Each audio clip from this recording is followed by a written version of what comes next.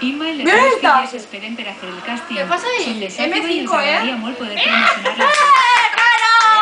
¡Que guapa estás! Mira esta Tamare, ¿no? ¿Esta Tamare? Sí. ¿Qui és esta Tamare? Es passen una a una les preguntes que són de Xàtiva, plans de cara i de perfil, com si foren artistes. Han vingut a portar el xiquet i com n'hi ha poca gent, han pensat, bueno, està bé, anem a presentar-se a veure què passa. Es el perfil de la persona de Xàtiva, natural, espontáneo, agradable, simpàtic i sobretot acollidor. Cristina ha vingut amb sa mare, res millor que ella per a descriure-la.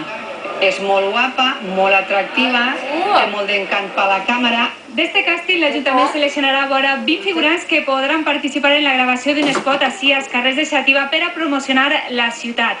De raons per a ser seleccionats no els en falten. Perquè, a més d'agradar-me Xàtiva, jo vaig néixer el dia de la fira. Soc prou alegre i prou simpàtica, la veritat.